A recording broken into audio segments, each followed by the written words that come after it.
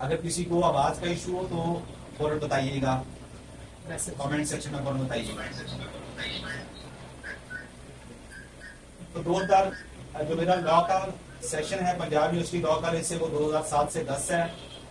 2010 के बाद district courts में मैंने एज एडवोकेट अपनी वकालत का आगाज किया, और साथ ही मैंने अपने आप को कंपटीशन की तैयारी के लिए भी तैयार करना शुरू कर दिया।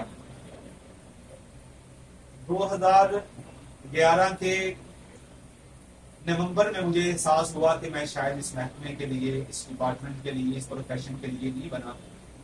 तो एक्सक्लूसिवली मैंने अपने आप से ये कमिटमेंट की कि आइंदा मुझे कंपटीशन की तैयारी के लिए अपने आप को प्रिपेयर कर देना चाहिए। मेरा किसी एजुकेशन से, किसी हाई प्रोफाइल स्कूल से मेरा दूसरा आवाज नहीं आ रही, वीडियो का इशू है। मेरा किसी एजुकेशन से, किसी हाई फाई स्कूल से मेरा एकेडमिक बैकग्राउंड नहीं है। मैं एक टाट के स्कूल से मैंने अपने तालीमी करियर का आगाज किया। गवर्नमेंट हाई स्कूल 206 मुराद, तहसील चिश्तियाँ, सब तहसील दारावाला। वहाँ से मेरा छठी, 7वीं, 8वीं। उससे पहले गवर्नमेंट प्राइमरी स्कूल 202 मुराद है। उसके बाद गवर्नमेंट हायर सेकेंडरी स्कूल 207 मुराद है। उसके बाद 8वीं, 9वीं और 10वीं मेरा मुल्तान से है। मुल्तान के बाद मेरी एफएससी है। एफएससी मैंने अपनी चिश्तिया साइंस कॉलेज से की, और साथ ही मैंने डीएचएमएस के लिए भी अपने आप को समझा कि मुझे डीएचएमएस के लिए भी अपना प्रोफेशनली अपने आप को सेव करूँ। मैं, मेरे बाप साहब की ख्वाहिश थी कि आपको कम अज कम घर में एक ऐसा शख्स होना चाहिए जो किसी फर्स्ट एड के तौर पर इंजेक्शन भी कम अज कम लगा सके अगर घर में कोई मसला बन जाए तो। उनकी भी एक ख्वाहिश थी। तो मैंने साथ ही डिस्पेंसर क्लास भी शुरू कर दी, और साथ ही मैंने अपना डीएचएमएस का भी शुरू कर दिया। डिस्पेंसर क्लास जब मैं पंजाब यूनिवर्सिटी लॉ कॉलेज में 3rd ईयर में था, तो मैंने साथ ही डिस्पेंसर क्लास का एग्जाम पास किया, और साथ ही बी कैटेगरी के लिए मैंने अपने आप को तैयार किया। ये सारी चीजें साथ साथ चलती रही, और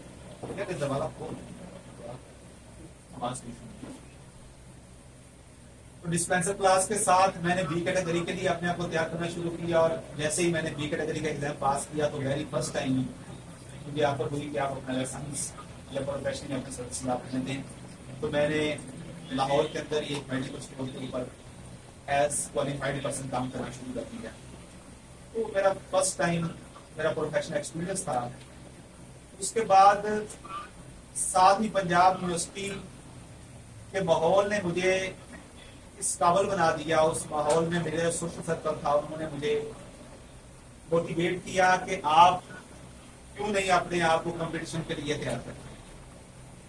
पब्लिक सर्विस मिशन का फोरम आप ही के लोगों के लिए है। तो मैंने एक्सक्लूसिवली अपने आप को फिर डिस्पेंसर क्लास की हुई थी, डीएचएमएस भी मेरा हो गया था, बी कैटेगरी में भी हो गई थी, लॉ भी मेरा हो गया था। तो मैंने एक्सक्लूसिवली अपने आप को कंपटीशन की तैयारी के लिए, जब मैंने अपने आप को समझा मुनासिब के अब मेरा वकालत के लिए मैं मौजूद शख्स नहीं हूँ, तो मैंने अपने आप को एक्सक्लूसिवली कंपटीशन की तैयारी के लिए स्पेयर किया। लेकिन 2012 में एजुकेशन डिपार्टमेंट में एजुकेटर्स की साइंस एजुकेटर्स की फील्ड साइंस, तो मेरे वक्त साहब ने कहा कि आपके ख्वाब अपनी जगह पे। वक्त साहब बुनियादी तौर पर एक स्कूल टीचर थे, तो उन्होंने कहा कि आपके ख्वाब जो बड़े बड़े आप ख्वाब देखते हैं वो अपनी जगह पे ठीक है, लेकिन मैंने अपने हिसाब से देखना है, तो क्यों नहीं आप अपने आप को इस सीट के लिए मुनासिब समझते कि आप यहाँ पे अप्लाई करें। तो मैंने बतौर साइंस एजुकेटर 2012 में अप्लाई किया, और तहसील चिश्तियाँ मेरा 26 नंबर था। मेरी एज साइंस एजुकेटर BS9 में 2012 में सिलेक्शन हो गई। तो मेरे मामू प्रोफेसर इमाम यही जाहिद साहब जो मेरे मेंटोर हैं, उन्होंने मुझे मेरे साथ अज़हारी नाराजगी किया कि आपको मैंने law, Punjab university law college, law की डिग्री, ये सारा कुछ इसलिए नहीं दिखाया था, इसलिए मैं इस सर्टिफिकेट लेके आया था कि आप वापस चले जाएं और जाके एक स्कूल टीचर के तौर पर एक गांव में बैठ के अपनी जिंदगी गुजारते हैं। तो मैंने मामू की नाराजगी बोल लेते हुए वाल साहब की जो ख्वाहिश थी उसको प्रेफर किया कि अल्लाह की मर्जी वारिद की मर्जी में है। तो इस चीज का समझ भी अल्लाह ने मुझे दिया। मैंने उसी स्कूल से ही अपने आप में कोशिश की कि उसी स्कूल में ही मेरी जो है ना वो हो जाए अपॉइंटमेंट। तो वाल साहब की कोशिश से मेरी उसी स्कूल में ही अपॉइंटमेंट होगी जहाँ वाल साहब के हम इकट्ठे बापू बेटा स्कूल जाते थे। 2012 से 14 तक मैंने एज साइंस एजुकेटर BS9 में अपनी सर्विस की। लेकिन वो सफर बड़ा कठिन था, बहुत मसाइल दरपेश थे उस सफर में। इंसान के अंदर की जो जंग होती है वो बहुत सख्त होती है और कठिन होती है। वो जंग जो है वो इंसान उसी सूरत में जीत सकता है जब उसकी विल पावर, उसका मोटिवेशन लेवल इंतहाई स्ट्रॉन्ग। ये बातें सुनाने का मकसद सिर्फ और सिर्फ ये है कि आपको ये चीज समझ आ जाए, आपके अंदर ये बात सिरायत कर जाए कि बड़े मनसब पर पहुंचने के लिए रास्ते कभी भी आसान नहीं होते। और अगर आपकी विल पावर, आपका मोटिवेशनल लेवल स्ट्रांग हो, आपका वाई स्ट्रांग हो, सबसे पहले कि आप ये सारा कुछ क्यों कर रहे हैं। अगर आपकी ये चीज ओके है, आपने अपने आप के साथ कमिटमेंट की हुई है, तो जितने भी मसाइल आपके रास्ते में आए आपको मंजिल तक पहुंचने से वो नहीं रोक सकते। इस चीज को आप अपने अंदर सलाहियत कर लें। ये चीज आपके अंदर इंकलकेट होनी चाहिए कि अगर मैंने ये सोच लिया है तो मैं ये कर सकता हूं। और मैं आपको बताऊं, जितने भी मुझे सुन रहे हैं, कि अगर मैं ये कर सकता हूं और मैं इस मनसब पे पहुंच सकता हूं तो आप भी पहुंच सकते हैं। आप जब अपने आप से ये कमिटमेंट कर लेंगे कि मैं ये कर सकता हूं तो आप कर सकते हैं, उसकी अमली शक्ल आपके सामने मैं बैठा। 2014 में जब मेरी सिलेक्शन होती है पुलिस डिपार्टमेंट में, साथ ही मेरा एग्जाम क्लियर हो जाता है फूड कंट्रोलर का, असिस्टेंट फूड कंट्रोलर, उसके अलावा असिस्टेंट रजिस्ट्रार कोऑपरेटिव सोसाइटी। ये 3 एग्जाम मेरे पास हो जाते हैं। तो मेरे सामने अब एक खूबसूरत किस्म का फ्यूचर था। मैंने कहा कि अब मैं जिस मंजिल की तरफ निकला हूं, अल्लाह ने मुझे वो मंजिल दे दी है, मुझे मेरे लिए वो रास्ते आसान कर दिए हैं। तो मैंने उस टाइम ये सोचा कि ये तो चंद गलियां, अभी मंजिल तो शायद बहुत दूर है। तो साथ ही मैंने 2014 से ऑनवर्ड अपने आप को तैयार करना शुरू कर दिया। वेरी फर्स्ट टाइम मैंने अपना पीपीएससी का एग्जाम जो मेरा पास हुआ था, 1 पेपर, पीपीएससी का 1 पेपर जो मेरा पास हुआ था, फॉर्चुनेटली वो एक्साइज इंस्पेक्टर का ही था। 2014 में सीट्स आई थी एक्साइज इंस्पेक्टर की। 2014 में नहीं, 2012 के एंड में सीट्स आई थी एक्साइज इंस्पेक्टर। तो सबसे पहले मेरा एग्जाम एक्साइज इंस्पेक्टर का पास हुआ। टोटल पीपीएससी के फोरम से मैं 21 एग्जाम रिटर्न दे चुका हूं, जिसमें से मेरे 13 मैं क्वालिफाई किए हैं और 3 के अंदर मेरी सिलेक्शन हुई। इसके अलावा पीएमएस मैंने 3 दफा दी है। 2 दफा मेरी पीएमएस में क्वालिफाई हुआ हूं मैं पीएमएस, और तीसरा मेरा मिनिस्ट्रियल कोटे का पीएमएस क्वालिफाई हुआ है। लेकिन मेरी एलोकेशन नहीं हो सकी एज असिस्टेंट कमिश्नर। आखिरी जब मैं अभी ट्रेनिंग पे था 2023 में, एडवांस क्लास कोर्स पे, जो मेरी डीएसपी के लिए हमारा एडवांस क्लास कोर्स होता है, वहां पे था, तो पंजाब लेवल पे सिर्फ 1 सीट आई थी। असिस्टेंट कमिश्नर की मिनिस्ट्रियल कोटे की सिर्फ 1 सीट आई थी। तो मेरा मोटिवेशन लेवल आप चेक कर सकते हैं कि ये था कि मैं 1 सीट के लिए, शायद ये मेरे लिए सीट है, तो मैंने 1 सीट के लिए भी अप्लाई किया। और मैं आपको बताता चलूं कि अल्लाह के फजल करम से मैंने 1 सीट के अगेंस्ट उन्होंने 8 बंदे बुलाए थे और मेरा उसमें भी नाम आया था और मैंने वो भी क्वालिफाई किया। लेकिन साथ जब मेरी प्रमोशन हुई एज डीएसपी, तो फिर किसी हद तक जो मेरे ख्वाब थे, जो मैंने चीजें विजुलाइज की हुई थी, उनको रियलिटी फॉर्म मैंने देखा तो मेरी सेटिस्फेक्शन हुई। तो अपनी प्रमोशन के बाद जब मैंने चीजें जो विजुलाइज की हुई थी जो आइडियलाइज की हुई थी उनको मैंने देखा कि अब मेरा जो सेटिस्फैक्टरी लेवल है वो किसी हद तक पूरा होता है, तो मैंने सोचा कि अब it's very appropriate time to deliver for the community at large.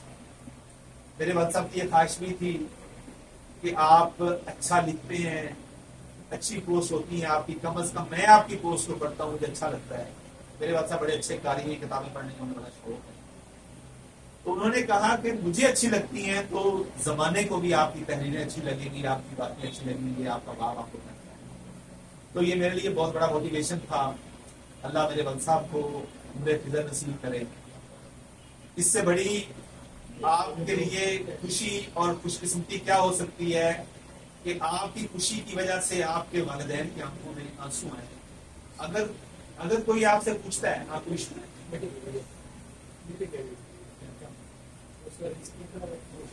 दोबारा स्टार्ट कर देंगे 40 मिनट कितने मिनट? 40 मिनट बोल चुके हैं? नहीं सर, 14-15 मिनट हुए हैं। सब लिखते तरफ से इसलिए नहीं, बाद स्टॉप कर देंगे। स्टॉप कर रहे ये सारे पार्टिसिपेंट अपने अपने माइक ऑफ करते हैं, शोर हो रहा है इधर, अपने अपने माइक ऑफ करते हैं।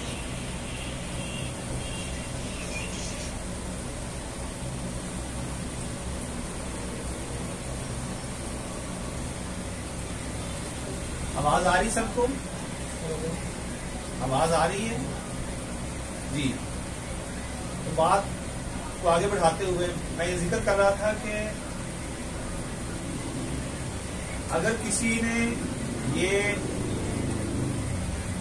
सोचना हो कि खुशकिस्मती क्या होती है, तो मैं समझता हूं कि अगर उसके किसी अच्छे अमल की वजह से, उसकी किसी शख्स की मेहनत की वजह से, उसकी कामयाबी की वजह से अगर उसके वालिदैन की जिंदगी में, वालिदैन की आंखों में आंसू आते हैं खुशी के, तो समझ लीजिए कि ये खुशकिस्मती है। तो मैं वो कुछ नसीब शख्स वाक़ हूँ अल्लाह के फजल से कि जिसने ये चीज़ देखी है, अपनी कामयाबी, अपनी कामरानी की खुशियाँ अपने वालिदैन की आंखों में सीखी। और ये आप भी हो सकते हैं और इंशाल्लाह आप होंगे। ये कुदरत का एक निज़ाम है, अगर हम जुड़े हैं तो ये किसी न किसी वजह से जुड़े। आज बैठे हैं आप मेरी बात सुन रहे हैं तो ये किसी न किसी वजह से सुन रहे हैं। तो सबसे पहले आप अपने आप को ये समझ लें कि अल्लाह ने आपको चुना हुआ है, आप चुने हुए लोगों में हैं, आप ये कर सकते हैं जो आप सोचे बैठे हैं, और जिस सिलसिले में आप बैठे हैं आप ये कर सकते हैं। सबसे पहले ये सोचें। अगर आपने सोच लिया कि आप ये कर सकते हैं तो ये हो जाएगा।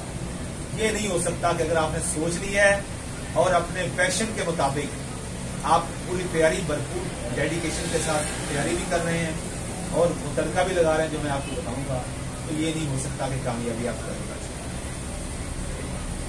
मैंने पंजाब यूनिवर्सिटी लॉ कॉलेज से लॉ किया, MA English Islamia university Bahawalpur से किया, MA political science Sargodha university से किया, BEd इस्लामिया यूनिवर्सिटी भावलपुर से किया, डिस्पेंसर क्लास किया, DHMS किया, B कैटेगरी का एग्जाम पास किया।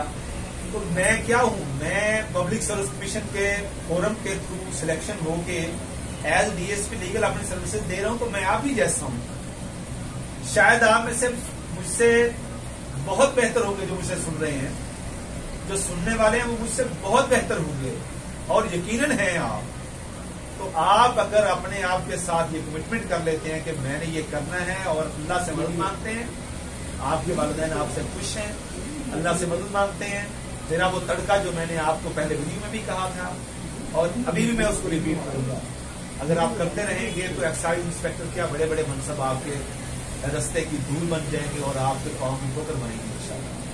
तो किसी ने कहा था कि क्या हुस्न ने समझा है, क्या इश्क में जाना है, हम खाक निशानों की ठोकर कर ये समझना है। तो ये वक्त आएगा, ये मेरी आपसे कमिटमेंट है अल्लाह के बंदों का। तो 2014 में मेरी एज इंस्पेक्टर पंजाब पुलिस में सिलेक्शन हो गई और 2023 में मेरी प्रमोशन हुई एज DSP लीगल। और तब मैंने ये सोचा कि अब मुझे, मेरे वाल साहब की जिस तरह मैंने आपसे अर्ज की कि ख्वाहिश भी थी कि मुझे अब डिलीवर करना चाहिए।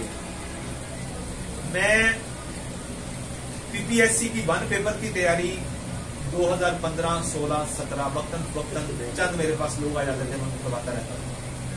और काफ़ी मेरे स्टूडेंट्स उन्होंने अपनी सिलेक्शन भी की और मुख्तलिफ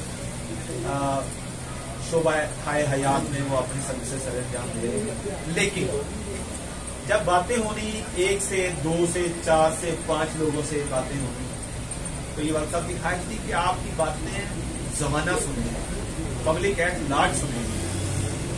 आपकी ये बातें 1-2 लोगों के लिए या एक ग्रुप ऑफ पर्सन के लिए नहीं है, ये हर जवान के लिए आपकी बातें ये होनी चाहिए। तो फिर मैंने सोचा कि अब मुझे सोशल मीडिया पे आना चाहिए, मुझे यूट्यूब पे चैनल बनाना चाहिए, फेसबुक पे बनाना चाहिए और ये सिलसिला शुरू करना चाहिए। ये सिलसिला जिसके तवज्जुह से मैं आपसे मुखातिब हूँ कि इसी सिलसिले की एक करी। तो ये मेरा एकेडमिक बैकग्राउंड हो गया जो मैंने आपसे शेयर किया है। अब मैं पर्टिकुलरली पीपीएससी के फोरम की बात करूंगा। पीपीएससी का क्या फोरम है, इसका पेपर सेटअप क्या चाहता है, जो इस मंजिल के लिए कि मुझे पीपीएससी की फोरम से जॉब मिल जाए, वो मुसाफिर उसके पास क्या ज़ादेरा होना चाहिए, क्या सामान उसके पास होना चाहिए, ये सारी चीजें मैं अब आपसे शेयर करूंगा।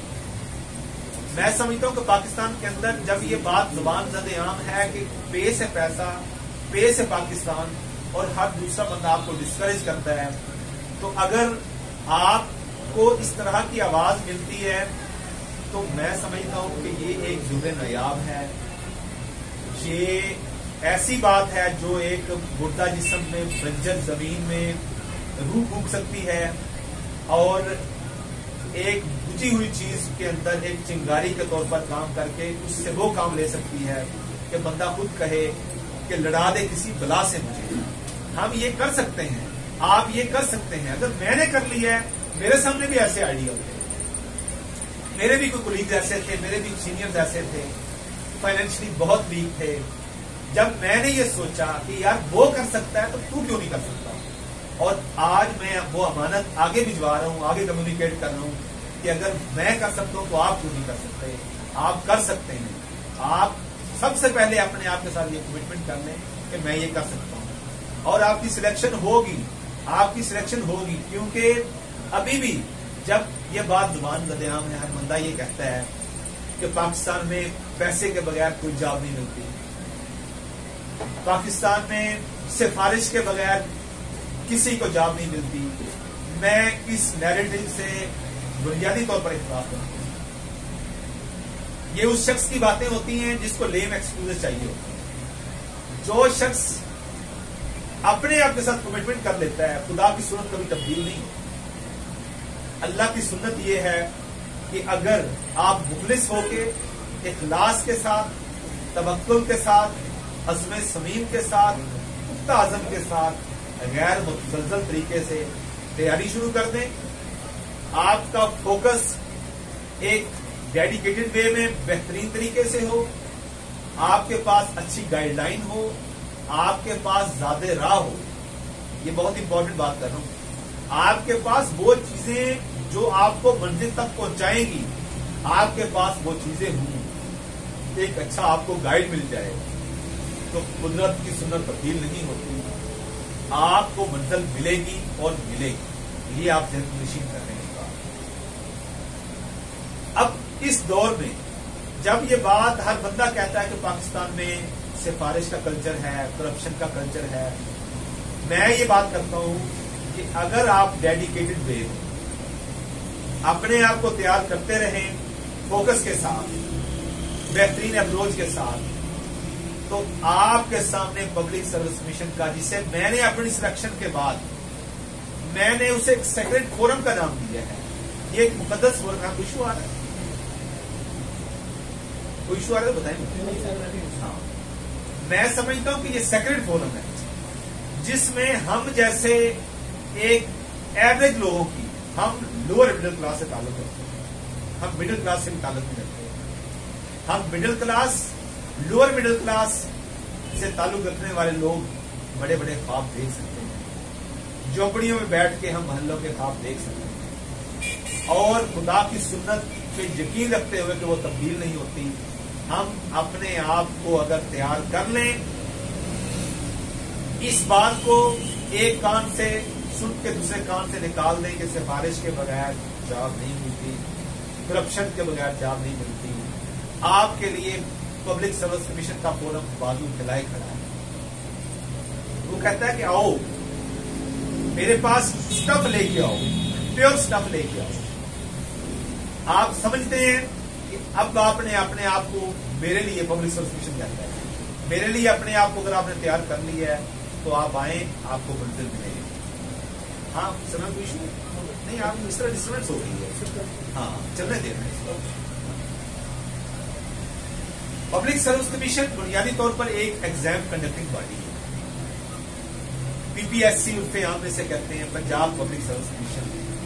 प्रोविंशियल लेवल पे मुख्तलिफ गवर्नमेंट के डिपार्टमेंट्स इनको रिक्वेजिशन भेजते हैं कि हमें इतने लोग, क्वालिफाइड लोग चाहिए इस सीट के लिए। वो 9 स्केल की सीट भी हो सकती है, वो 12 स्केल की सीट भी हो सकती है, वो 14 स्केल की सीट भी हो सकती है, वो 16 स्केल की सीट भी हो सकती है, वो 17 स्केल की सीट भी हो सकती है, और इससे बढ़कर भी हो सकती है। हर सीट की अपनी रिक्वायरमेंट्स हैं, हर सीट की अपनी जरूरियात हैं, इब्तदाई मुबादियात हैं, उसकी अपनी क्वालिफिकेशन है।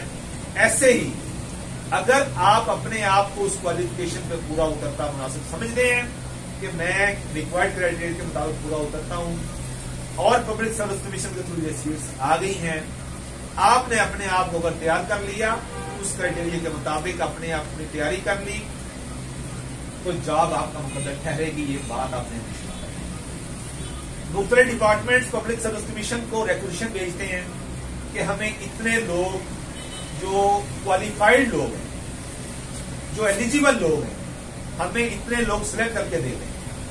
तो पब्लिक सर्विस कमीशन इतने लोगों की सिलेक्शन करके अपने क्राइटेरिया के मुताबिक उस डिपार्टमेंट की हैंड ओवर कर देगा। जैसे हमारी सिलेक्शन जब हुई बतौर इंस्पेक्टर पंजाब पुलिस में, तो पंजाब पुलिस ने पब्लिक सर्विस कमीशन को ये रिक्वेजिशन भेजी कि हमें 21 लोग सिलेक्ट करके दें। हमें 21 लोग सिलेक्ट कर, हमें 376, आपको ये बताते चलो बड़ी इंटरेस्टिंग बात है कि हमारी जब एडवर्टाइजमेंट हुई पब्लिक सर्विस कमीशन के थ्रू तो 376 सीट्स अनाउंस हुई। रिक्वायर्ड क्वालिफिकेशन LLB था। 376 सीट, 700 नंबर का एग्जाम था, 16 ग्रेड का पेपर था, और आज एक्साइज इंस्पेक्टर का पेपर 100 नंबर का है, वो भी 16 ग्रेड, ये भी 16 ग्रेड। वो 700 का पेपर, 7 पेपर थे, और उसके बाद 200 मार्क्स का इंटरव्यू था। 900 मार्क्स की टोटल एक्सरसाइज थी, जो अल्लाह के फजल से जिन लोगों ने, 21 लोगों ने फाइनल सिलेक्शन हुई। ये मैं आपको बताऊं पब्लिक सर्विस कमीशन चाहता क्या है। 376 सीट्स थी, रिटर्न जिन लोगों ने क्वालिफाई किया वो 48 लोग, सीट्स 376 है। तो हम जब 48 लोगों ने रिटर्न क्वालिफाई किया तो हर एक ने समझा कि हम सबकी सिलेक्शन हो गई है, क्योंकि सीट्स इतनी ज्यादा है। ये आप बात जहन नशीन कर लेंगे, पब्लिक सर्विस कमीशन क्वालिटी पे कम्प्रोमाइज नहीं करता। हम कहते हैं सीट्स नहीं मिलती, जॉब्स नहीं मिलती, जॉब्स मिलती हैं, लेकिन हम अपने आप को उस लेवल पे तैयार नहीं करते। हम गिव अप कर देते हैं, हम हथियार डाल देते हैं, हम रास्ते में छोड़ देते हैं, हम बेबस हो जाते हैं। लेकिन इंसान को बहुत मजबूत चीज अल्लाह ने बनाई है। इंसान अगर उसकी डायरेक्शन ठीक है, वो पैदल सफर शुरू कर दे, सफर जितना भी लंबा हो, तो वो सफर खत्म हो सकता है, मंजिल उसे मिल सकती है।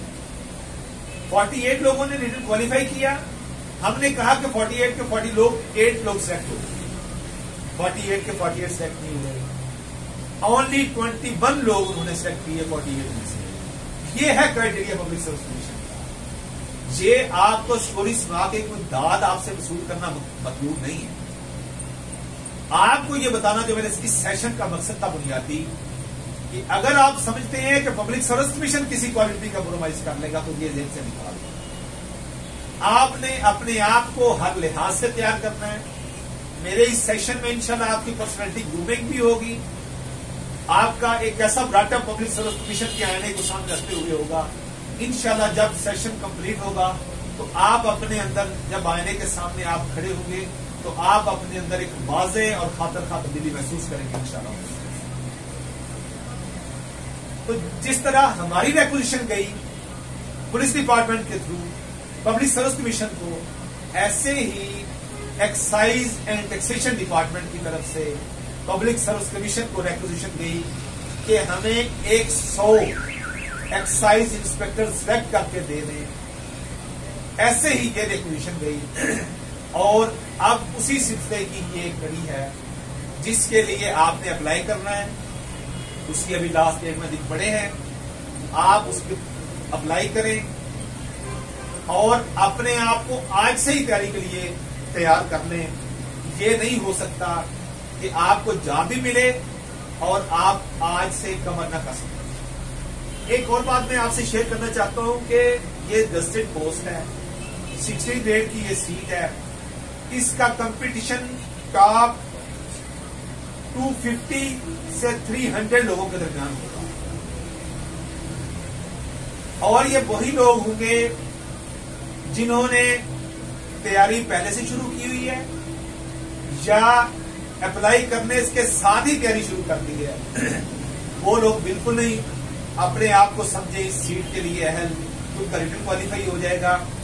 जो अप्लाई करने के बाद आराम से सो जाएं कि जब रोल नंबर स्लिप आएगी तो बुक ले लेंगे और तैयारी शुरू कर देंगे, ये जेल से निकाल। आज ही से हम उन एरियाज को फोकस करेंगे जो पब्लिक सर्विस कमीशन का पेपर सेटर जिन चीजों को हिट करता है।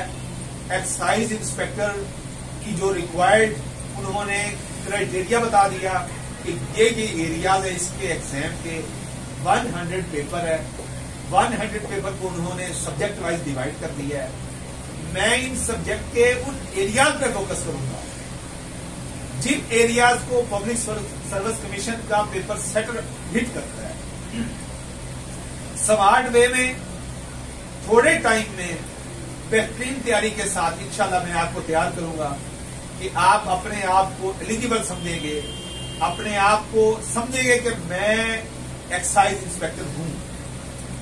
और जिस दिन आपने ये समझ लिया, ऑनेस्टली आपने अपना एनालिसिस किया, खुद एहतसाबी की कुदाल से अपने आप को आपने कंगाल के ईमानदारी के साथ आपने जब अंदर से आवाज आएगी कि अब्दुर्रऊफ अब मुझे एक्साइज इंस्पेक्टर होना चाहिए, तो आप हो जाएंगे उसी में। ये अल्लाह ने इंसान के अंदर जो सुप्रीम कोर्ट रख दी है, जिसको सबसे ऊंचा मुकाम दिया है, आपका ज़मीर है, जो आपका कॉन्शियस है, वो आपको बता देगा कि आप कर सकते हैं और अब आप हो चुके हैं। सो अपने आप को आज से ईमानदारी के साथ, ऑनेस्टली, भरपूर डेडिकेशन के साथ, एक प्रॉपर टाइम फ्रेम के साथ, प्रॉपर एक लाइन ऑफ एक्शन के साथ जो मैं आपसे भी शेयर करूंगा, आपने अपने आप को तैयार करना शुरू कर देना है। ये पब्लिक सर्विस कमीशन की बात हो गई। अब मैं आपको एक्साइज इंस्पेक्टर का बताता हूं ये कैसी जॉब है। एक्साइज इंस्पेक्टर की यूनिफॉर्म जॉब है। एक्साइज इंस्पेक्टर 16 ग्रेड की वो जॉब है जिसमें आपके पास गाड़ी है, जिसमें आप यूनिफॉर्म में खड़े होके रोड्स के ऊपर गाड़ियों की चेकिंग एक सुपरवाइजरी अफसर के तौर पर कर सकते हैं। आप एक सुपरवाइजरी अफसर हैं, आपका एक बेहतरीन कैरियर है। जिस शख्स का 16 ग्रेड से इंस्पेक्टर की पोस्ट से कैरियर का आगाज हो रहा है, उसका एक खूबसूरत उसका फ्यूचर है। एक्साइज इंस्पेक्टर से आगे excise and taxation officer 17 grade में आपकी प्रमोशन होती है। आपके सारे सुपरवाइजरी आगे से रोल शुरू हो जाते हैं। ये एक्साइज इंस्पेक्टर का भी सुपरवाइजरी ऑफिसर का रोल है। आपकी वहां पे डिसीजन पावर है, आपने बताना है कि ये कर दें, ये ना करें।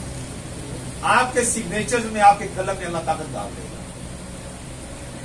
सो सबसे पहले आप इसकी अहमियत को जांचते हुए, इस सीट की इंपॉर्टेंस को समझते हुए, आप अपने आप को खुशकिस्मत सबर करें कि आप रिक्वायर्ड क्राइटेरिया के ऊपर पूरा उतर रहे हैं और आपको एक अच्छी गाइडलाइन इस लेक्चर के तवज्जुह से मिल रही है। आप अपने आप को खुशकिस्मत समझ।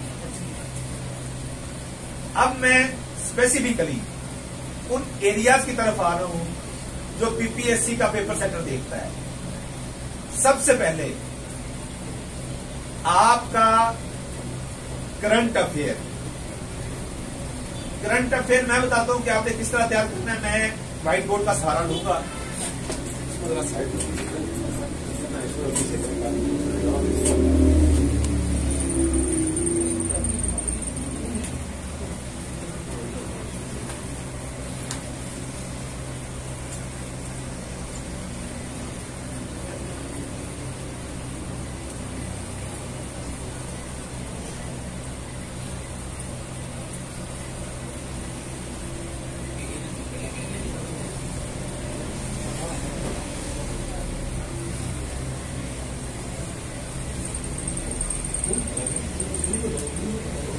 जी आवाज आ रही होगी मेरा ख्याल सबको। रोका हुआ है रोकना नहीं चाहिए।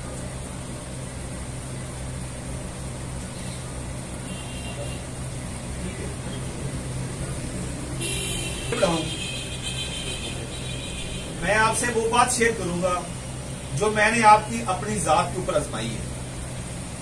आपको सबसे पहले जब आपने 15 तारीख को मेरे पास आना है, जब आपने सेशन को ज्वाइन करना है, तो आपके पास इस तरह का रजिस्टर होना चाहिए। ये रजिस्टर नजर आ रहा है सबको, मेरा ख्याल है इस तरह का रजिस्टर आपके पास होना चाहिए। ये मोटी जिल्द वाला रजिस्टर है, इतने कम अज कम उसमें इतने पेजेस होंगे। सबसे पहले ये आपकी बुनियादी जरूरत है। उसके बाद आपके पास कलर 3-4 पेंसिलें होनी चाहिए। मैं जिस तरह बात को चलाऊंगा आपने वो चीजें नोट भी करनी है और इसे समझने की कोशिश करनी है। ये कोई रॉकेट साइंस नहीं है।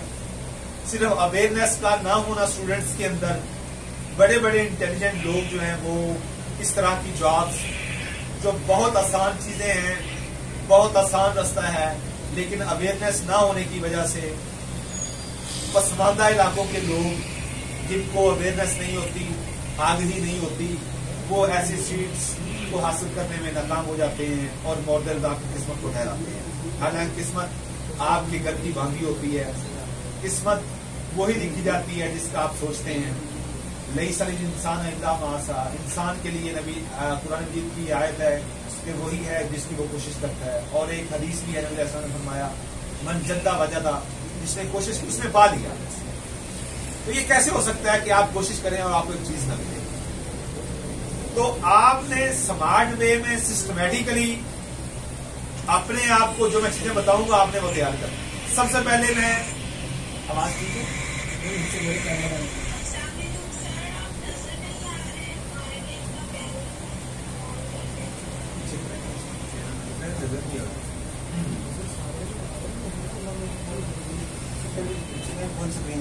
आप अपनी स्क्रीन फुल करें। मेरा ख्याल है कि उधर कोई इशू होगा। बाकी पार्टिसिपेंट्स को इशू आ रहा है स्क्रीन में?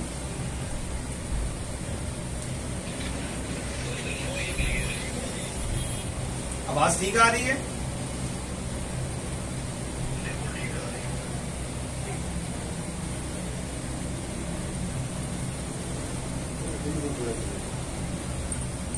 मैं कंटिन्यू करूं?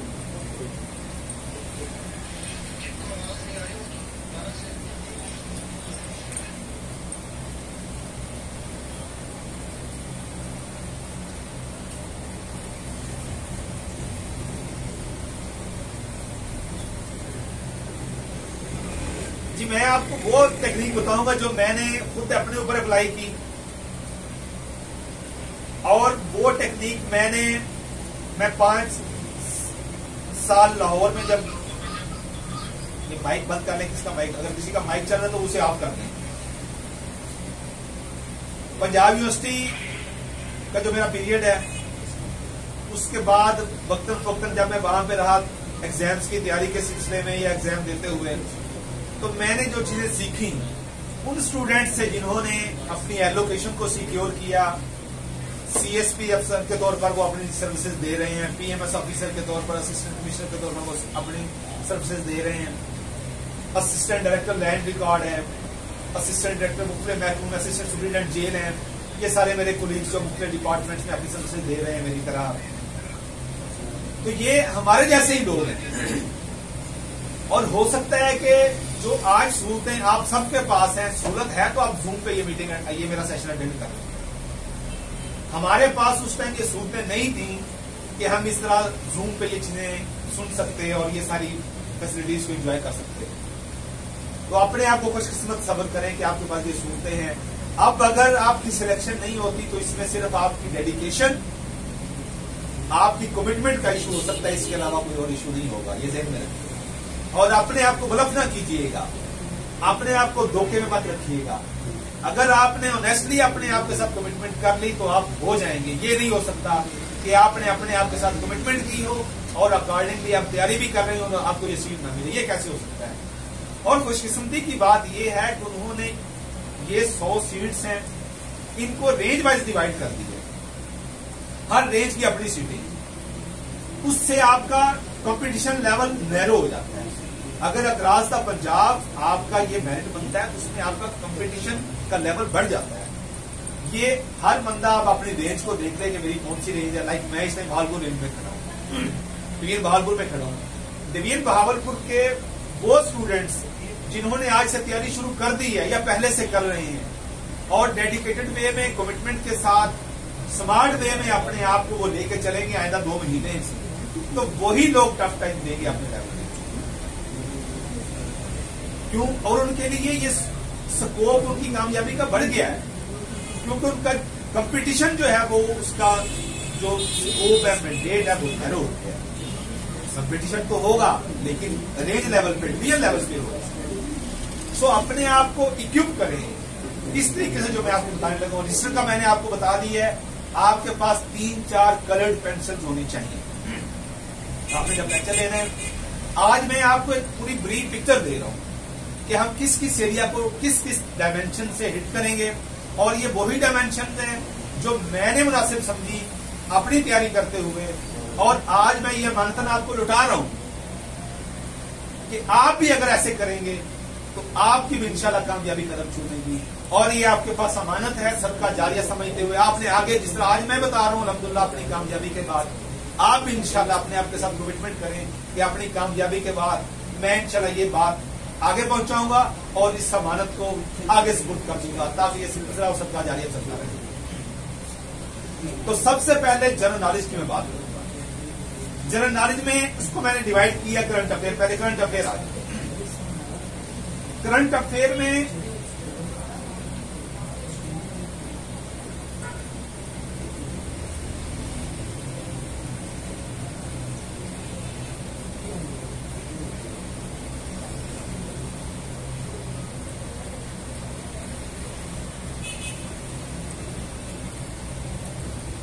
हालाते हाजरा।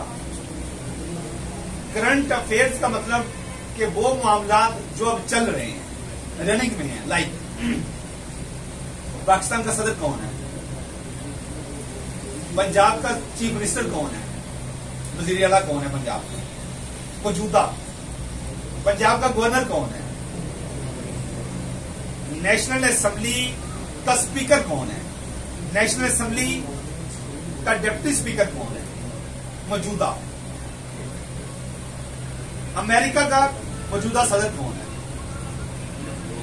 अमेरिका का गवर्नर कौन है, वाशिंगटन डीसी का गवर्नर कौन है, अमेरिका की रियासत वाशिंगटन डीसी, उसका गवर्नर कौन है मौजूदा। ये जो मौजूदा चीजें हैं, इसके साथ साथ जो करंट डिस्प्यूट चल रहे हैं, लाइक यूक्रेन का इशू है, सऊदी अरब ईरान का इशू है,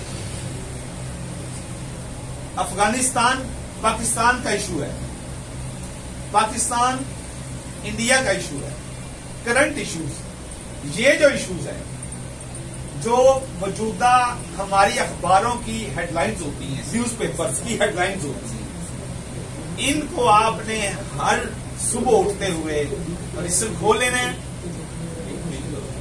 आपने अखबार सामने रखना है और इन चीजों को आपने नोट करना शुरू कर देना। सबसे पहले करंट अफेयर की बात करें। अखबार का जो टाइटल पेज होता है, टाइटल पेज जिस पे लाइक खबरें हैं,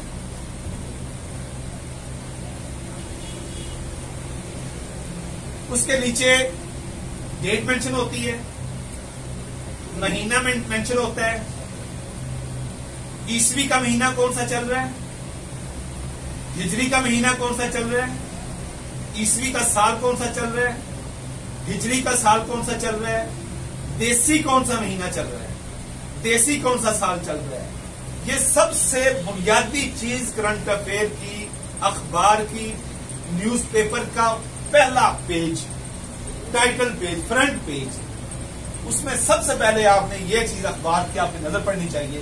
सामने आपने रजिस्टर खोला हुआ है, उस पर आप लिखें करंट अफेयर, आज डेट है 12/6/2024। आप लिखें कि कौन सा ईस्वी का महीना है, ईस्वी का साल कौन सा है, हिजरी का कौन सा महीना है, हिजरी का साल कौन सा है। मुझे ये बात याद आ गई, जिम्मन में अर्ज करता हूं। मुख्तार मसूद एक ब्यूरोक्रेट भी होता है, उसने किताबें भी लिखी हैं। उसकी एक किताब है हमारे दोस्त, एक है सफर नसीब। वो लिखता है कि उस टाइम वो डीसी मुल्तान था, वहां पे एक बहाउद्दीन ज़िया यूनिवर्सिटी है मुल्तान के अंदर, वहां पे एक कॉन्फ्रेंस हुई मज़ाहिब आलम के हवाले से, और साथ ये था कि मुसलमानों का रुजू सवाल और उसके असबाब और उसका सदेबाब, ये उसका टाइटल है। कहता है कि इंटरनेशनली बड़े बड़े स्कॉलर आए हुए थे। बड़ी सुनने वाली बात है, आपको पॉइंट समझ आ जाएगा। बड़े बड़े स्कॉलर, मजहबी स्कॉलर थे, हालात हाजरा पे घंटों गुफ्तगू करने वाले सारे स्कॉलर आए हुए थे। तो वहां पे इंग्लिश एक स्कॉलर भी था, वो क्रिश्चियन था। जब मुस्लिम स्कॉलर्स ने स्पीचेस कर दी कि इस वजह से मुसलमान जो है ना वो जवाल का शिकार हुए हैं, अपनी अपनी वजूहात अपने अपने अंदाज से जोश खिताबत से बयान करके बैठ गए। तो जब वो क्रिश्चियन स्कॉलर आया तो उसने कहा कि मैं आपसे पूछता हूं कि आज क्या तारीख है। जिस तरह आज तारीख है 12 जून 2024, तो हाल में से हाथ ऊपर उठे सामीन के, उन्होंने कहा जी आज 12 जून 2024 है। तो उसने कहा ये हमारी है, ये ईस्वी बता रहे हैं आप, ये ईसाइयों की, क्रिश्चियंस की है, आप अपनी डेट बताएं। मुसलमानों की हिजरी की कौन सी डेट है? तो कहता है कि उस वक्त हाल के अंदर सुकून छा गया, खामोशी छा गई। तो फिर मैंने बताया कि आज हिजरी की ये डेट है, ये महीना है और ये साल है। आपके माइंड में ये पॉइंट अभी आप सोच रहे होंगे कि हमें तो नहीं पता कि अब हिजरी का कौन सा साल है, हिजरी का कौन सा महीना है। अभी आप कमेंट सेक्शन में जाके कमेंट करेंगे कि कौन सा हिजरी का साल है, कौन सा महीना है और आज की कौन सी तारीख है, तो मुझे समझ आ जाएगी कि आप कहां खड़े हैं और आपको भी समझ आ जाएगी आप कहां खड़े हैं। तो ये जो पॉइंट मैंने आपको बताया, जैसे ही आप कंपटीशन के स्टूडेंट हैं, आपके हाथ में अखबार आया, सबसे पहले आपकी नजर इधर पड़नी चाहिए कि देसी कौन सा महीना चल रहा है, ईस्वी का कौन सा महीना चल रहा है, हिजरी का कौन सा महीना और साल चल रहा है। आप एक दफा नोट कर लेंगे, 2 दफा नोट कर लेंगे, तो आपका एक जाविया नजर बन जाएगा। मैं आपको एक जाविया नजर दे रहा हूं कि हमने स्मार्ट वे से इस तरह इन चीजों को पढ़ के इंशाल्लाह अपने आप को एक्साइज इंस्पेक्टर के लिए तैयार कर लेना। ये एक चीज हो गई। अब ये मेन पेज है अखबार का। इस पेज पे जो उसकी हेडलाइंस हैं, आपको इसमें सदर, वजीर आजम, सेक्रेटरी, गवर्नर, वजीर आला,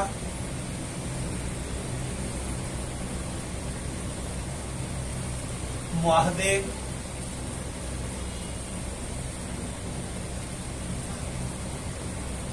MOU,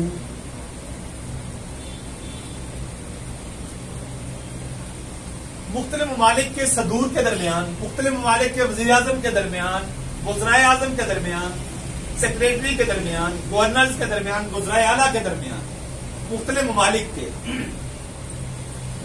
एक ही मुल्क के एक सूबे के गवर्नर के दूसरे गवर्नर के साथ, एक वजीर के दूसरे सूबे के वजीर के साथ, एक वजीर आला के दूसरे वजीर आला के साथ आपस में जो मुआहदे MOU साइन होते हैं, आपने अपने रजिस्टर में लिख लेना है।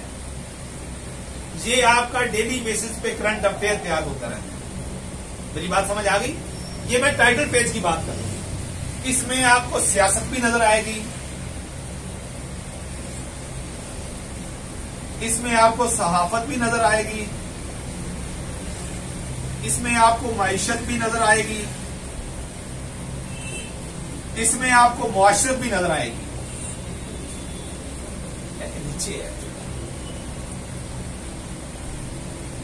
किसी भी शोबा है जिंदगी में, अगर आपको इनके इस तरह के मुआहदे आपको नजर आते हैं तो सबसे पहले आपने कलर्ड पेंसिल के साथ एक तरतीब के साथ अपने उस रजिस्टर में, जो मैंने आपको ये रजिस्टर दिखाया है, इस तरह का रजिस्टर, ये आपका सिर्फ पोर्शन बन रहा है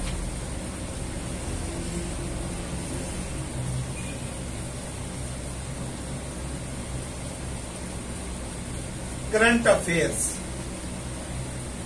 ये आपका पोर्शन सिर्फ करंट अफेयर का है। आप इसमें 20 पेज छोड़ दें। अगला आपका पोर्शन हो जाएगा जनरल नॉलेज।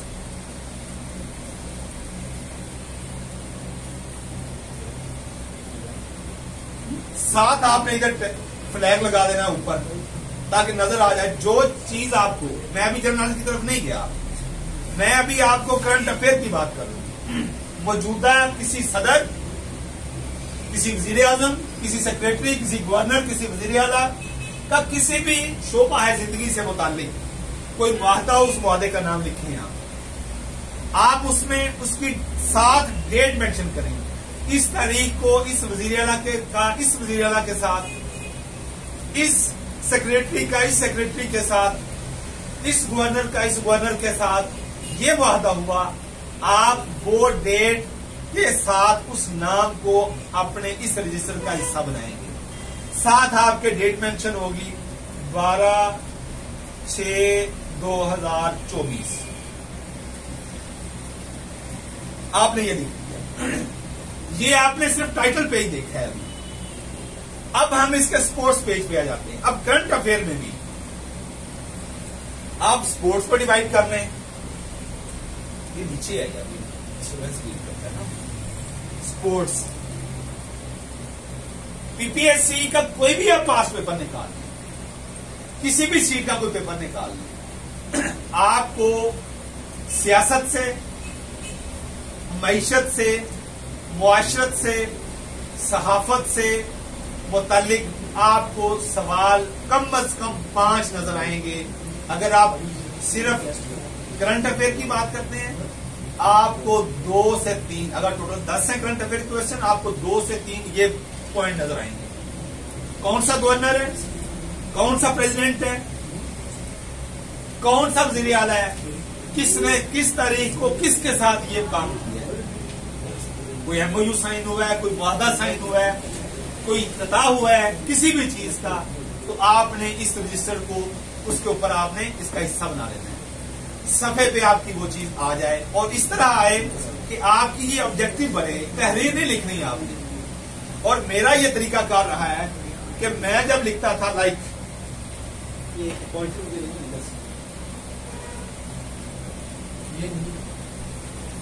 कोई पॉइंटर मेरे को पॉइंटर कहाँ है,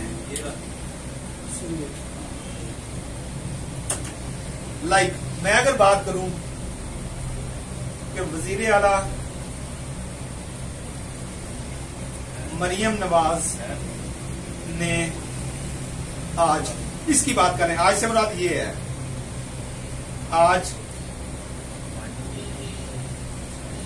वजीर आला बलोचिस्तान के साथ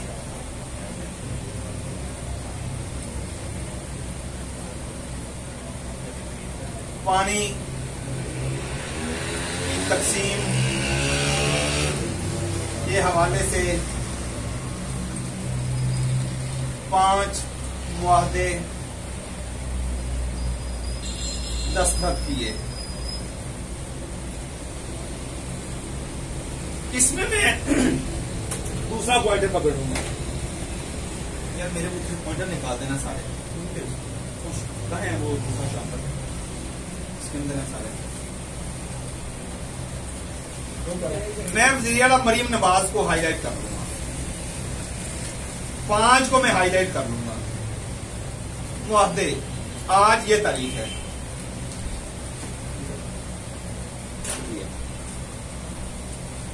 मैंने लाइन का ख्याल नहीं रखा, मैंने खूबसूरत तरीके से लिखा, मैंने कलर्ड यूज किए ताकि ये मेरे नोट्स बन रहे हैं। कल को जब मैं इसे पढ़ूं देखूं तो मेरा दिल करे इसको देखने को। और ये मोटा रजिस्टर का मकसद कि वो मेरे पास सेव रहे और ये आपको अपनी जान से भी चीजें अजीज होनी चाहिए। ये इस तरह मैंने आपको डेमो दी है। अब अगला पॉइंट आपने शुरू करना है, तो कम अज कम इतना स्पेस होना चाहिए इसमें कि आप वो यहां से शुरू करें। कल को आपने इसको रिपीट करनी है, इन चीजों को बार बार अपनी पेंसिल यूज करेंगे। लाइक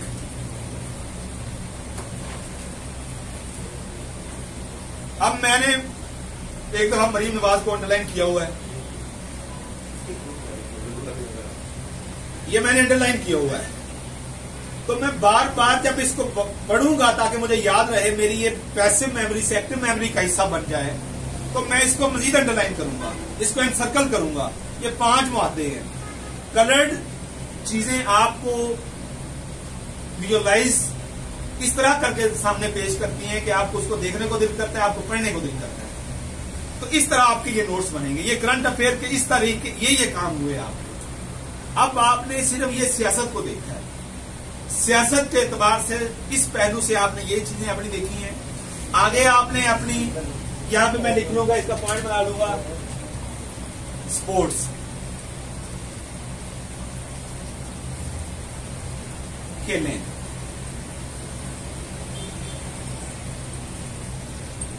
ये भी मेरा करंट अफेयर है। आज अगर आज की बात करें, वर्ल्ड कप चल रहा है, आज 12/6/2024 वर्ल्ड कप का कौन सा मैच था और किस किस मुल्क के दरमियान था। ये आप, अगर आपको इंटरेस्ट नहीं भी है तो अब आपकी ये जरूरत है, आपको इसे अपना मशगला, अपना हॉबी बनाना पड़ेगा। ये सिर्फ मैं क्रिकेट की बात कर रहा हूं। आपने क्रिकेट, हॉकी, फुटबॉल, इससे एसोसिएटेड चीजें वो जनरल नॉलेज में आएंगी, लेकिन आज इस तारीख को क्या हुआ खेलों की दुनिया में, वो आपको आखिरी पेज बताएगा। ये टाइटल पेज था, आप इसको बैक साइड पे ले जाएं तो खेलों का पेज होता है, वहां पे आपको ये चीजें मिलेंगी। ऐसे सहाबत के एतबार से, मईशत के एतबार से अपने आपने पेज बना लेने हैं। ये मैंने एक पेज छोड़ा है, आपने 4-4, 5-5 पेज छोड़ लेने। इस तरह आपके पास करंट अफेयर का एक बेहतरीन आपके पास मटेरियल इकट्ठा हो जाएगा। अभी तक पैसेज आप टाइम। अब मैं इसको जनरल नॉलेज को मजीद डिवाइड करता हूं ताकि आपको समझ आ जाए कि जनरल नॉलेज में कौन कौन से एरियाज हैं। ये मैंने बात जस्ट की थी अभी पॉलिटिक्स की। ये जब पॉलिटिक्स जस्ट एक पोर्शन है इसका।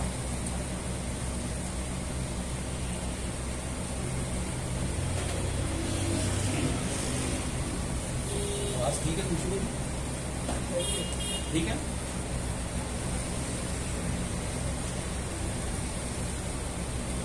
सियासत,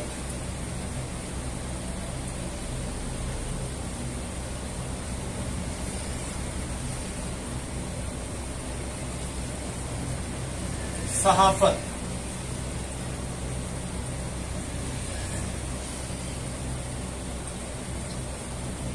इकॉनमी, मईशत,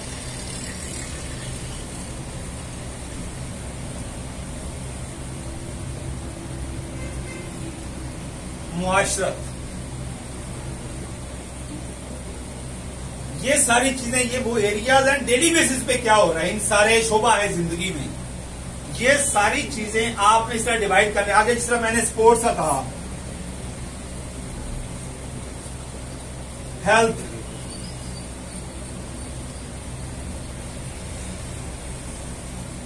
एजुकेशन, ये सारे सेक्टर्स हैं, ये शोबा है जिंदगी है। हम अपनी रोजमर्रा जिंदगी में इन चीजों को देखते हैं। आपने इस तरह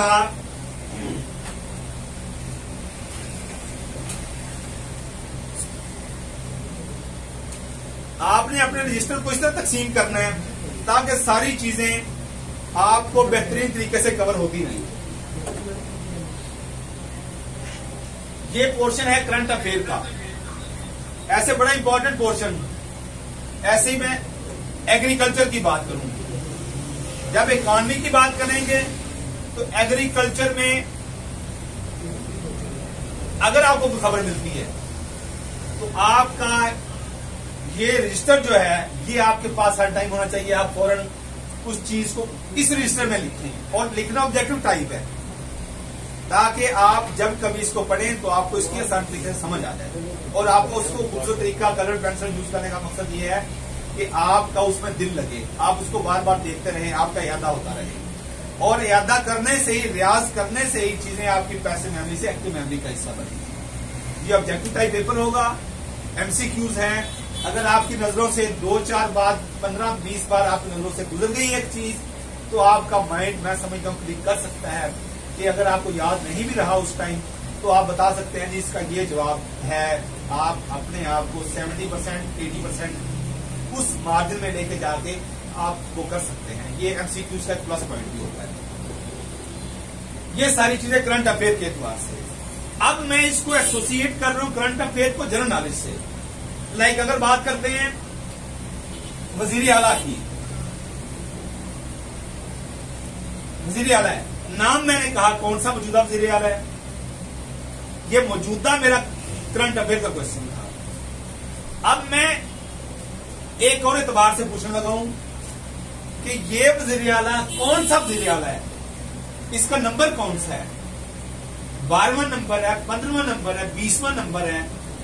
ये आपको करंट अफेयर से जनरल नॉलेज में लेते हैं। एग्रीकल्चर की बात करूं, एग्रीकल्चर पाकिस्तान की मुआशरत में, पाकिस्तान की मईशत में कितने % कंट्रीब्यूट कर रही है इकॉनमी में। मुआशरत की अगर जिक्र करूं तो कितने % अपने मुआशरे के लोग एग्रीकल्चर से वाबस्ता हैं, ये परसेंटेज, ये जनरल नॉलेज है। ये करंट अफेयर अब नहीं रहा कि कितने % लोग इस शोबे से वाबस्ता हैं। टेक्सटाइल की बात करें तो टेक्सटाइल का सेक्टर हमारी इकोनॉमी में कितने % कंट्रीब्यूट कर रहा है, ये अब करंट अफेयर का नहीं रहा, ये जनरल नॉलेज का काम कर रहा है। ये वो जाविया नजर है जिससे आप समझेंगे कि ये यार मेरी जो चीज मैं यहां से पढ़ रहा हूं, मैं ये जो चीज यहां से देख रहा हूं, ये तो मेरा करंट अफेयर का क्वेश्चन बनता है। आप फौरन अपने उस रजिस्टर का हिस्सा बना लें, वो आपके पास एक बेहतरीन मटेरियल तैयार हो गया। यही चीजें हैं, अदरवाइज मार्केट में आपको 20 किताबें मिल सकती हैं, लेकिन आपने जिस तरह ये चीजें इकट्ठी करनी है, मैंने आपको अखबार का बताया, आपने अपनी ये चीजें इकट्ठी करनी है। यही चीज आपका ये जो रजिस्टर है, ये रजिस्टर किसी मार्केट में मौजूद नहीं होगा। ये रजिस्टर आपको अपने रेवलरी जो आपके मद्दे मुकाबिल हैं उनसे आपको मुमताज कर देगा, मुनफरिद कर देगा। ये मैंने किया इसलिए आपको बता रहा हूं। मशवरा वही होता है जो बंदा अपने आप के लिए बेहतर समझे। मैंने अपनी जात पे अप्लाई किया और आपको ये अमानत लुटा रहा हूं। आप भी अपनी जात पे अप्लाई करें, मुकद्दर कामयाबी आपके हिस्से में आएगी और आप फिर ये अमानत आगे लुटाएंगे। ये करंट अफेयर की मैंने, करंट अफेयर से मैं जनरल नॉलेज की तरफ आया। अब जनरल नॉलेज एक बहुत वास्ट एरिया है।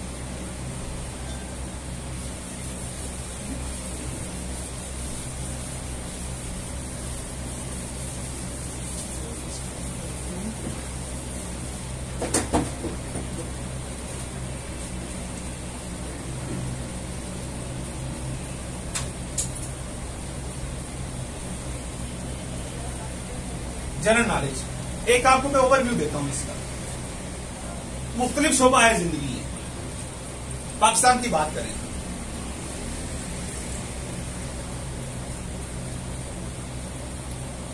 पाकिस्तान क्या है? इसका जोग्राफिया है, ये एक रियासत है। जोग्राफिया इसकी एक आबादी है, इसका महल्ले वकू है।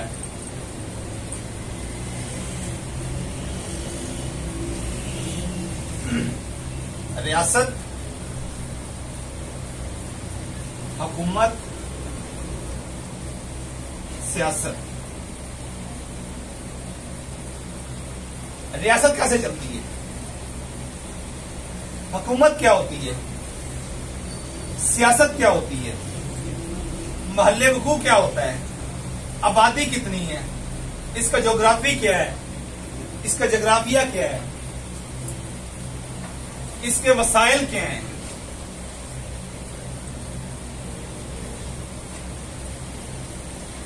ये सारी चीजें आपके जन्म नाले को कॉन्स्टिट्यूट करती है। मैं पाकिस्तान के एतबार से बात कर रहा हूं। रियासत की बात करें, रियासत क्या होती है, रियासत किस तरह बनती है? अफराद, मुआशरा, फर्द। अफराद जब मिलते हैं मुआशरा तश्कील पाता है। किसी भी सोसाइटी की जो बेसिक यूनिट है, पहली ईंट है, वो फर्द है। फर्द का, एक फर्द का दूसरे फर्द से क्या ताल्लुक होगा, इन दोनों के मामलात किस तरह चलेंगे, किसने देखना है? हुकूमत देखेगी।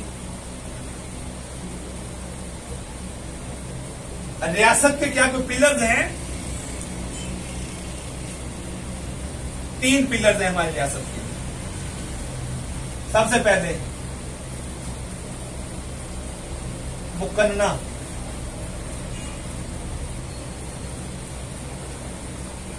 अंग्रेजी में कहते हैं लेजिस्लेचर।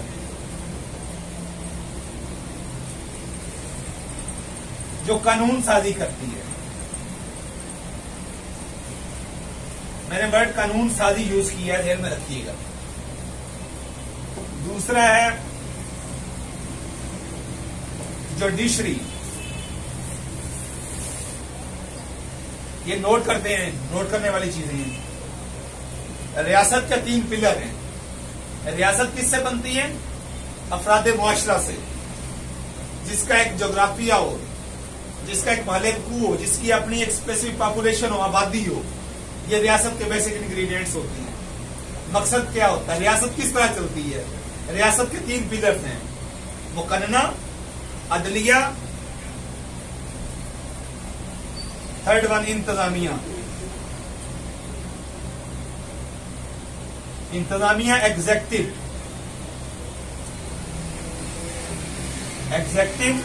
Judiciary, legislature.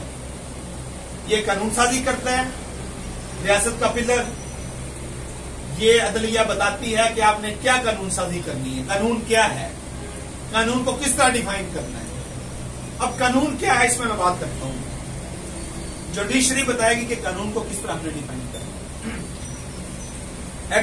इंतजामिया एग्जेक्टिव समझेगी कि जो कानून साजी इंतजामिया के लिए लेजिस्लेचर ने कर दी,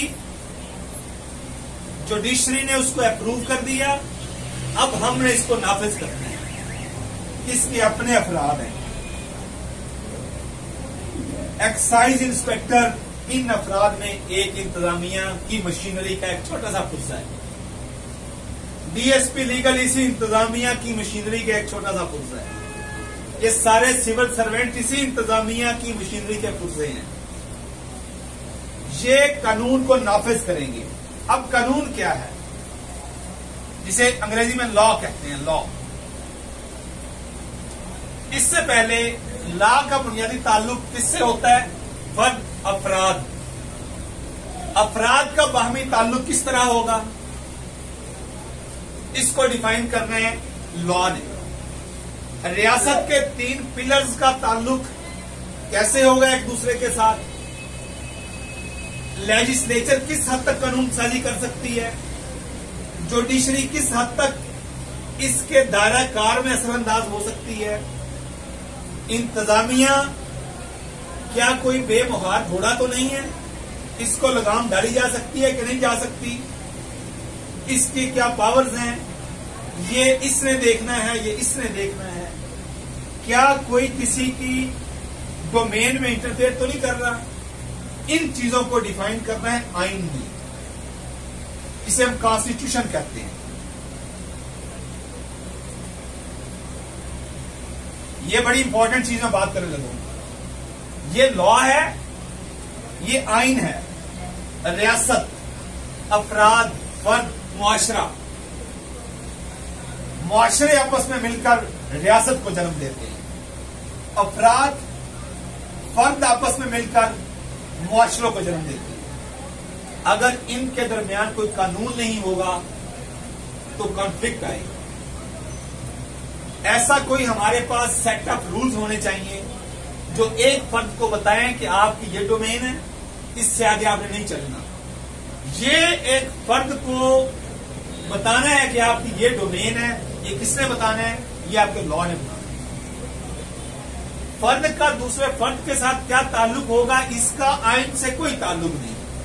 ये मैं आपको जनरल नॉलेज की बात बता रहा हूं, जनरल नॉलेज के लिए कोविड कर रहा हूं। अफराद का एक दूसरे के साथ क्या ताल्लुक होगा, ये कौन बताएगा, लॉ। लॉ नहीं कहना आपने, लॉ कहना है।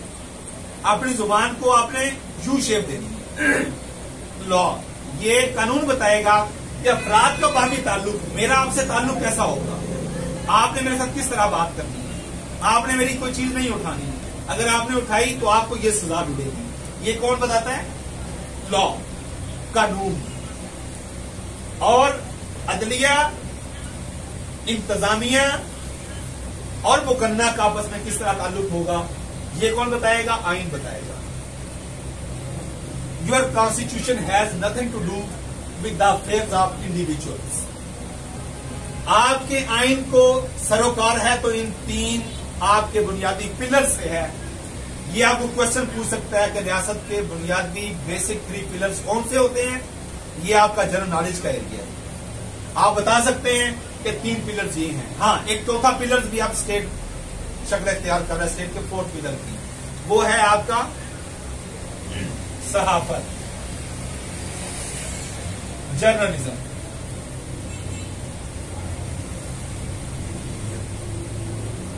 ये भी 4th पिलर ऑफ स्टेट की भी, ये क्वेश्चन बीपीएससी के पेपर्स में आया है कि which is the 4th pillar of state.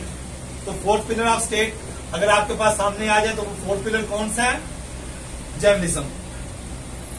ये आपका 3 पिलर।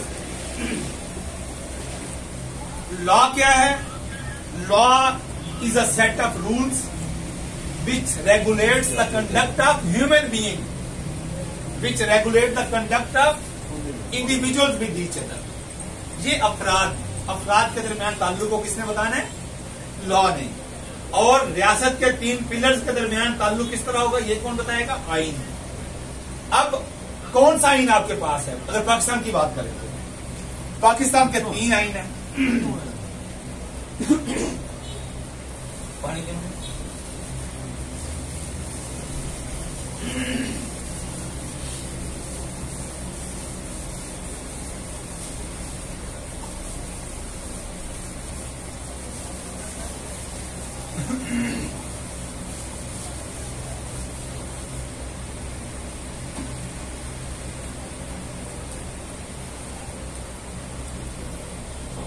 आइन की मैंने बात की। जनरल नॉलेज आप किस तरह देखते हैं,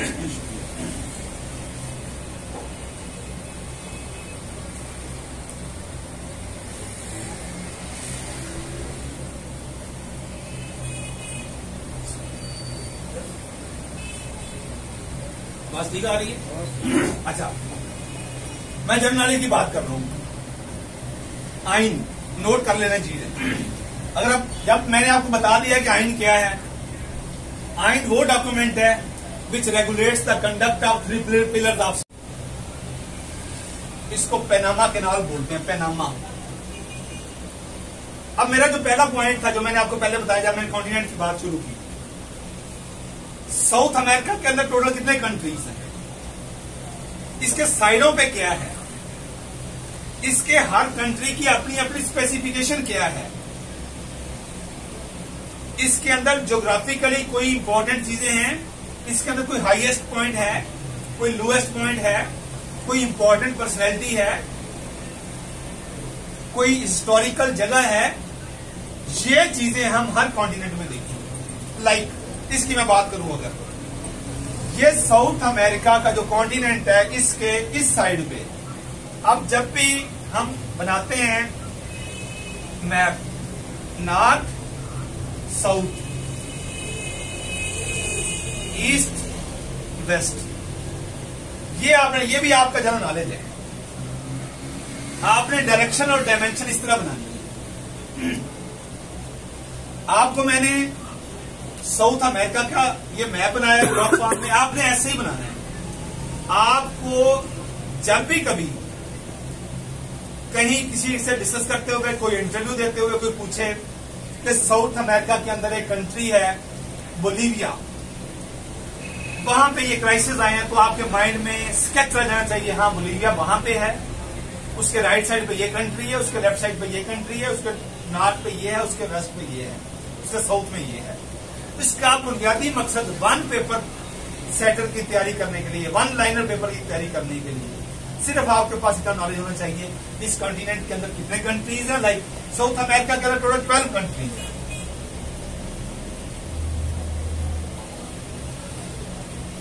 ये 12 वो कंट्रीज है जिसे यूएनओ रिकॉग्नाइज करता है। अब ये जो मैंने वर्ड यूज किया यूएनओ, इस पे घंटा डिबेट हो सकती है। यूएनओ क्या है?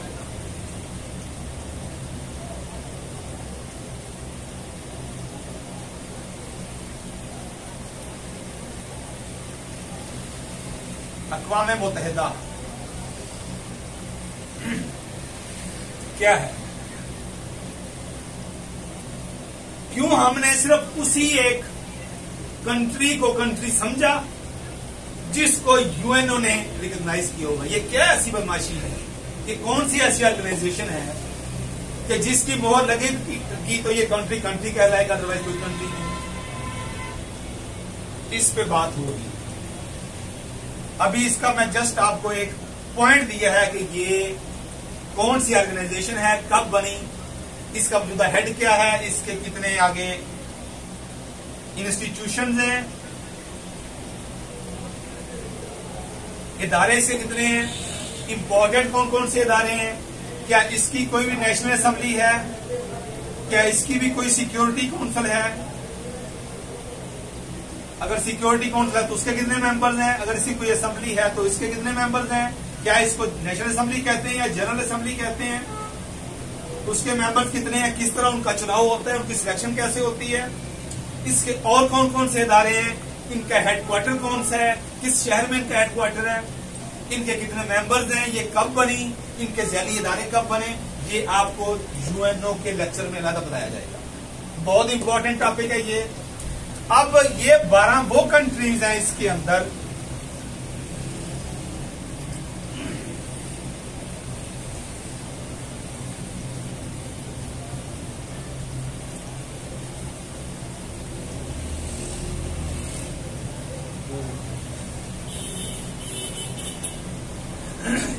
ये जिस तरह मैंने बनाया,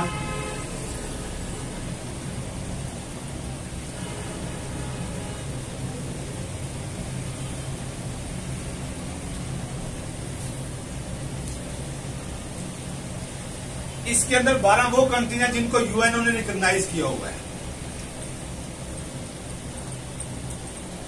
अब मैंने 12 कंट्रीज के नाम भी आपको बताने हैं।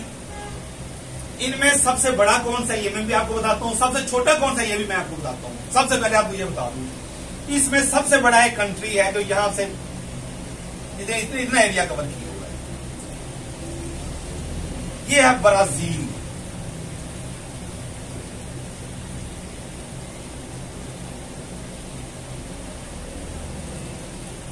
ब्राजील साउथ अमेरिका का रकबे के एतबार से सबसे बड़ा मुल्क है। अब ब्राजील तो मैंने बता दिया सबसे बड़ा मुल्क। सबसे छोटा मुल्क कौन सा है? यहां पे 3 कंट्रीज बनेंगे जिसको हम सैंडविच का नाम देते हैं।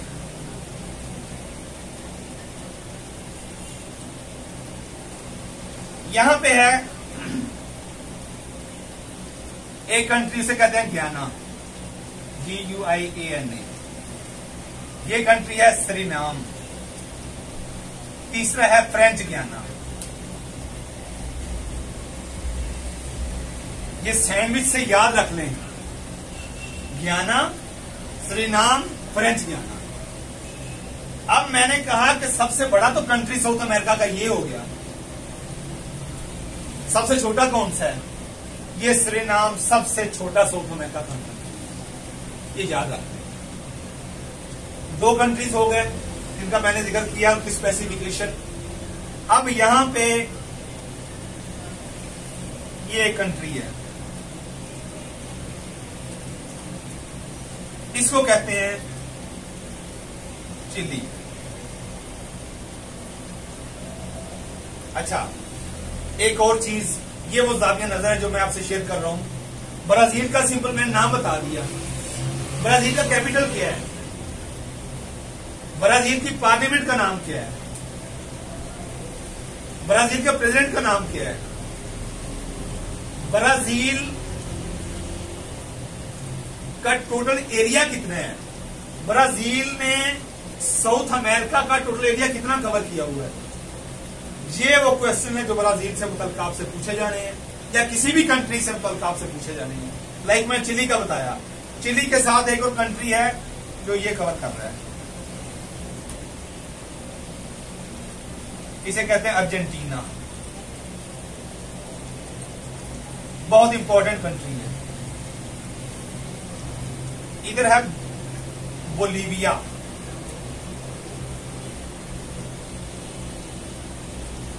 इसका कैपिटल है ला पाज। इसके साथ नीचे है पैराग्वे, इससे नीचे है यूराग्वे। ये आपको रफ बना के इस तरह बना लें। आगे हर कंट्री का कैपिटल, स्पेसिफिकेशन मैं बताता हूं यहां से। यहां पे एक बहुत बड़ा पहाड़ी सिलसिला उतरता है। दुनिया का सबसे बड़ा पहाड़ी सिलसिला साउथ अमेरिका के अंदर है। इसको हम कहते हैं Indies mountain range. Indies mountain range ये दुनिया का सबसे बड़ा पहाड़ी सिलसिला है। ANDES, Indies mountain range.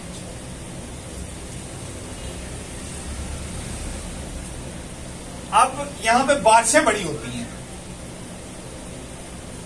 बारिशें होती हैं। यहां पे बहुत बड़ा जंगल है। यहां पे बारिशें होने की वजह से दरिया बनता है इधर बहुत बड़ा। अमेज़न रिवर यहां पे है।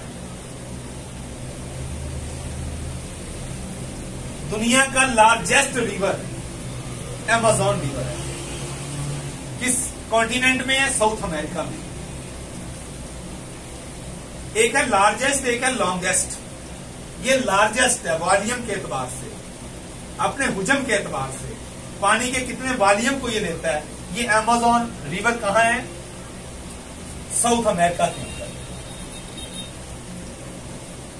एशिया के अंदर एक बहुत बड़ा रिवर है, जो एशिया का सबसे बड़ा रिवर है, उसे कहते हैं यंगत्से रिवर, चाइना के अंदर है। एक रिवर नाइल भी है। हम अक्सर पढ़ते हैं और कंफ्यूज भी हो जाते हैं कि दुनिया का सबसे बड़ा दरिया तो दरिया नील है, हालांकि वो लॉन्गेस्ट है, लंबा तरीन है। ये है बड़ा अपने वॉल्यूम के एतबार से। ये बता दिया आपको। यहां पे जंगल बहुत बड़ा है। इसी पहाड़ी सिलसिले के साथ साथ एक बहुत बड़ा जंगल है जिसे कहते हैं एंटाकामा डेजर्ट। एंटाकामा डेजर्ट। अब ये जो बोलीविया है ना, ये इसी पहाड़ी सिलसिले के ऊपर है। इसका जो कैपिटल ला पाज, ये दुनिया का हाईएस्ट कैपिटल है। एंड हो रही है। अच्छा, ग्रुप में इन्फॉर्म कर दूंगा। इसकी रिकॉर्डिंग भी अवेलेबल होगी। कि मोबाइल की बैटरी का कोई इशू बन रहा है तो हम इंशाल्लाह 15 तारीख को शाम 8 बजे अपने सेशन को बकायदा तौर पर शुरू करेंगे। सर वीडियो क्वालिटी का बता दें कि वो ठीक हो जाएगी नेक्स्ट लेक्चर। वीडियो क्वालिटी का भी इशू नहीं होगा, वॉल्यूम का भी इशू नहीं होगा, और टाइम का भी इंशाल्लाह कोई इशू नहीं होगा। तो जमे रहें, जुड़े रहें साथ, अल्लाह से मदद मांगे, मेरी वो वीडियो जरूर सुने जिसमें मैंने कहा कि थोड़ी मेहनत भी हो, अगर आपने तड़का लगा लिया तो इंशाल्लाह कामयाबी आपके घर की बांधी होगी, कामयाबी आपका मुकद्दर होगी, कामयाबी आपका कदम छूमेगी। अल्लाह हम सब का हामी नासिर और आमीन।